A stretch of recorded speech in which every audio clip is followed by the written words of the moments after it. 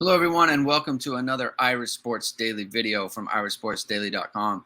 I am your host, Greg Flamong, and today we're doing buy or sell Notre Dame offense, talking about some of the things we saw in the opener at Ohio State in the 21-10 loss. We're going to be discussing whether we're going to buy or sell the some of the problems we saw, some of the things that we hope to see down the line, and what kind of team on offense Notre Dame can be, and whether or not we think it's going to be a continually struggling group, or if they are going to get it together, pull it together, and come up with a good offense in 2022. So if you like what you see, hit the subscribe button, hit the like button, and let's get into it. All right, so the first buy or sell question is the offensive line is a significant problem. At this moment, I'm going to sell that. I don't think that's going to be true over the course of the 2022 season, despite what we saw against Ohio State. Now, when Harry Hiestand was hired, I think a lot of people pointed out, myself included, and Jamie on the show, that Notre Dame has had struggles under Harry Hiestand, running the ball, especially in big matchups when you have athletic and strong and defensive lines with a lot of pedigree, right? So I'm thinking about, 2015 Clemson, they didn't run the ball very well. 2017 Georgia, 2019, oh, I'm sorry, that wasn't Harry Hiestand. 2017 Georgia, 2017 Miami, 2017 Stanford, right? So there have been numerous 2015 Ohio State, right, in the Fiesta Bowl. So there have been numerous occasions where Notre Dame's had strong offensive lines and didn't come up with good rushing performances against teams like that. So it wasn't a huge surprise that they couldn't run the ball very well against the Buckeyes. It is surprising to me that it was such a problem from an assignment standpoint, right? We saw a lot more blown assignments than we're used to seeing from him. Now, granted, it is his first game back, and he's been away from college football for a long time. The offensive line was without Jarrett Patterson, and that's obviously a significant thing. Even though Andrew Kristofic has started games and has played well for Notre Dame at times, this was kind of a different animal for him. They did not expect him to be the starting guard, right? So I think getting Jarrett Patterson back, or the possibility of getting Jarrett Patterson back, is a plus for the offensive line.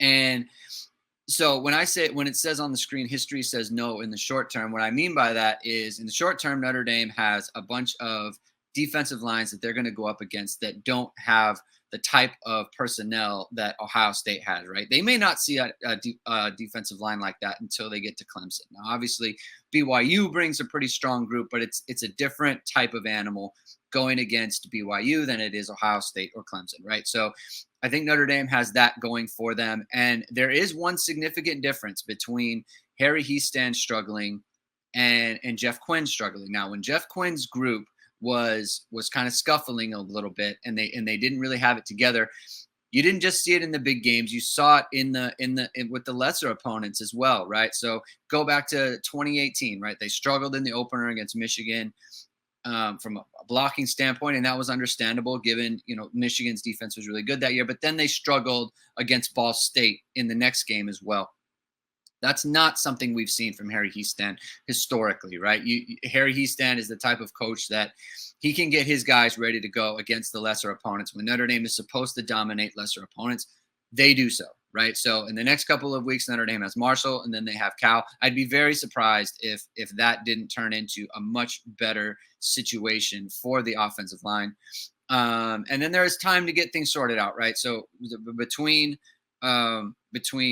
this game, the game that just passed, and when you get to kind of the more stout defensive lines, specifically BYU on October 8th, that's when the Notre Dame's offensive line has time to grow, right? Maybe Jarrett Patterson gets back into the lineup. They have time to gel together, right? You do need reps on the offensive line to be playing at a high level, right? The fact that I think we feel like they should have been playing at a higher level last weekend, but the fact of the matter is there were factors that caused that not to happen. And that obviously has to get better going forward. And I think everyone understands that. And we can expect much better play from the offensive line. So I'm going to sell the fact that the offensive line is a similar problem, or is a significant problem. And I think that's going to get a lot better in the next couple of weeks. The second one here, Notre Dame has enough offensive weapons. I'm going to buy this. Okay. And when I say probably, that's to be determined, right? So, unfortunately, one of the bigger takeaways from the game last weekend was that we didn't get to see much from the skill position players. Now, some of that was kind of by design, right? The Notre Dame came out planning to run the ball. They came out planning to establish the run and that sort of thing. Coach Marcus Freeman said that over and over again, that he wanted the run game to be a major part of the game plan. He wanted to slow the game down, limit possessions away from the Ohio State offense. And they did that. As a consequence, we didn't get to see much from the offensive skill talent, right? First of all, we never saw freshman Tobias Merriweather enter the game. Joe Wilkins only got one snap. Jaden Thomas was out there a lot, didn't get any targets. Lorenzo Styles, 2 targets. Braden Lindsey, 4 targets. And I'm thinking Deion Colsey did not get in the game either after he's coming off an injury. So as far as the offensive weapons go, we didn't get to see a lot from them, right? Logan Diggs only got a handful of snaps, even got a couple of carries, wasn't really featured in the game. Chris Tyree, a lot of people have questioned how he was used in the game. And I think for me, the only question was the volume, not necessarily how. I thought the things that they were doing with him are the ways you want to get him the ball. They ran him a couple of jet sweeps. Now the problem, it's not that we don't like the jet sweeps. I think that one of the jet sweeps, when it came, right, that was the issue for the offense, right? That was the gripe that people had. That was a 2nd and 18 play. Maybe do something a little bit more down the field. Not that they didn't do a jet sweep, but you want Chris Tyree to get the ball in that situation. The other part too is they had Chris Tyree out on a little swing route. They got him in the flat, get him the ball out in space. So those aren't. I did not have a problem with the way they were trying to use Chris Tyree. It was more of a situation where you just need more volume, right? And I think more volume out of Lorenzo Styles, more volume out of Braden Lindsey. Those are the things that you're looking for. But it's to be determined, right? So there's not really evidence, yay or nay, on whether or not Notre Dame has enough offensive weapons at the skill spots. Obviously, we know about Michael Mayer. I'm kind of leaving him out of this conversation. We know what he can do. Kevin Ballman had a very nice catch in the game as well. So I think Notre Dame will have enough, barring any sort of injury setback and that sort of thing. They need to get into a game that's a little more open, a little bit more. They're not trying to limit possessions, intentionally limit possessions. They're not keeping it as close to the vest. Notre Dame can get a little bit more blocking. Tyler Buckner can get a lot of more time. And the last part here, I said Buckner is a factor. Like there are things that he could not do against Ohio State.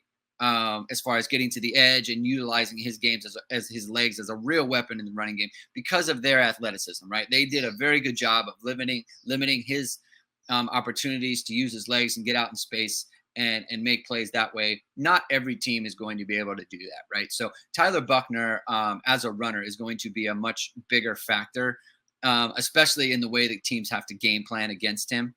They're going to have to game plan to take that away in a way that Ohio State really doesn't, right? All they have to do is just use their athleticism within the scheme of their defense, and that's going to take care of it. So I'm going to buy the fact that Notre Dame has enough offensive weapons after coming out of the game. Obviously, this can be amended later, but I'm not down on these guys yet. We need to see more, and I think we are going to see more in the upcoming weeks. Next one, last one. Notre Dame can lean on their running game week to week, buy or sell. At the moment, I'm going to sell this, actually. I didn't – there's a leap between Notre Dame can be is going to improve from what we saw against Ohio State. I think that's true.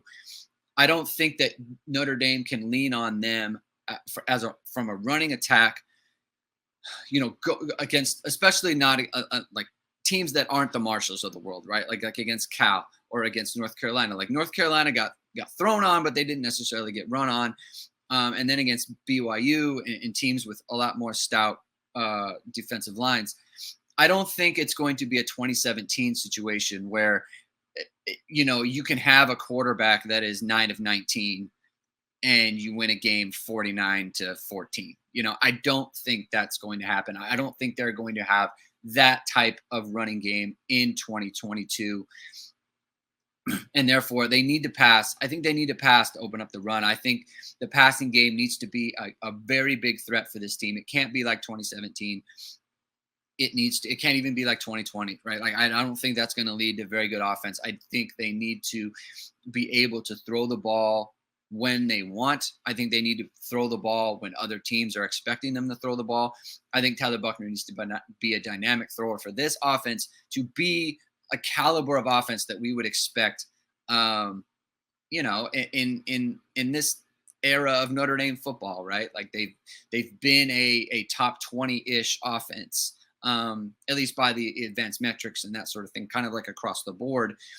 And I think that's the expectation. And I don't think they're going to get there if the passing game doesn't get going this year. I'm not sure. I'm not sure the running game is going to be good enough. Maybe we're talking about like 180 yards a game, 170 yards a game average. If they got to that this year, I think that would be a very good outcome. And I'm not sure that they're ready to go anything beyond that. And because they're not going beyond that, if you want to be approaching 500 yards a game on offense, then you're going to have to be throwing for 250, 300, right? So I think that's where it has to be. I don't think they can be a completely dominant running team this year. That might have to come in a year or so when you've got more guys in the Harry Hiestand system and he's gotten to work on more players. I think that is where it's going to go. I think they have to get Tyree, Lindsey, and Styles going again, like I said in the previous slide, more so in the running game as well, right? More jets, more pop passes, more RPOs, right? The RPO screen game, the opening play of the game was an RPO, and then we didn't really see it for the rest of the game, right? And obviously the first play of the game goes for 54 yards, and it was the biggest play of the game for the football team. So I think getting those guys involved outside opens things up again for the inside running game, right? You want, I think, to get the most out of Estime and Diggs for that matter, because I think they are similar in that they are fast runners. They can get out in the open, but they're not burners, right? Unlike Chris Tyree. But since they have to use Chris Tyree a little bit more outside because of the deficiencies at wide receiver, I think we're going to see a lot of carries for Estime and Diggs. And I think if teams are sitting in the box and keying on them, that is going to limit their effectiveness much more so than it would be if Notre Dame is getting on the edges, getting outside, and engaging Tyree, Lindsey, and Styles in that sort of game, screen game, bubble game, jets, like some of the jets that we saw in the game, but we didn't really see any bubbles, right? So I think Notre Dame needs more of that to supplement the running game and get more out of the running game that way to really jumpstart the offense and get them going. All right, that's going to be the end of the video. Thanks for watching. Give it a like, hit the subscribe button. Let me know in the comments what you think about that. If I missed anything, if there are any other buy or sells that you're going to want to talk about, let me know what you thought of that video. Tomorrow, we are going to be doing the defense. And I think it's going to be interesting because I do think that we do need to pump the brakes on the defense just a little bit in terms of what it could look like going forward. I don't think they're a made unit as of this time, but I do think that obviously they're going to be a very strong unit, but I'm not sure that we can truly call them an elite defense as of this moment. You're going to want to watch that tomorrow. Again, one more time, thank you for watching. Give it a like, hit that subscribe button, and we will talk to you guys later.